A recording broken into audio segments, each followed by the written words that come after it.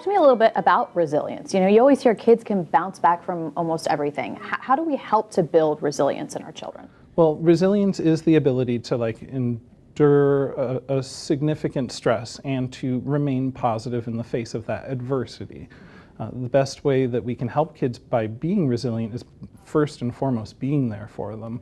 Kids do well when they have strong, stable, supportive adult relationships. And right now, I think what this does is it gives us an opportunity to use technology to, instead of broaden, but deepen those relationships we have. Because you might not be able to visit grandma or grandpa or cousins, but you can pull them up on FaceTime and you can schedule play dates and things like that. Are there ways to get your kids engaged with those programs, with FaceTime, to talk to their friends, to make it still feel like they're having that conversation in person, although they have a screen separating them? Yeah, I think that kids have been using it almost more than we have, but I think that the challenge now is how do we help teach them how to use that meaningfully? So I would say start with family. This is really hardest on people who are vulnerable.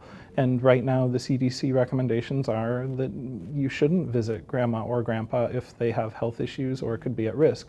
But that doesn't mean that we still can't connect with them every day. So schedule regular FaceTime chats, schedule reading books to one another. I think the most amazing thing that I've seen in my Facebook feed is that I'm seeing kids who are reading to their grandparents, right?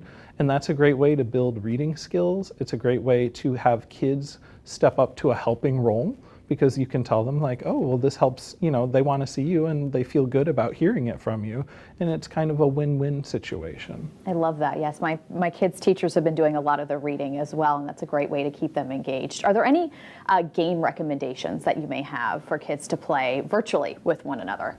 You can play all kinds of games virtually with family or with friends. There are a lot of very tech-based games, and I won't recommend any specific ones, but they're out there.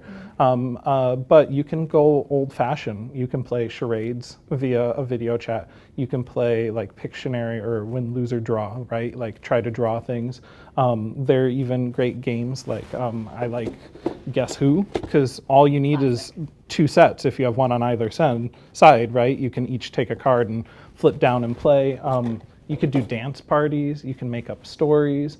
One of my other favorite things, there are all these different ways where you can be creative. You could play Boggle, or I like these, they're story cubes and they're little dice that you can roll with pictures, and you try to use the pictures to come up with a story and take turns.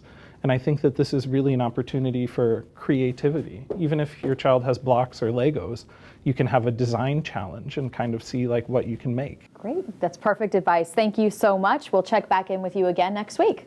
Take care.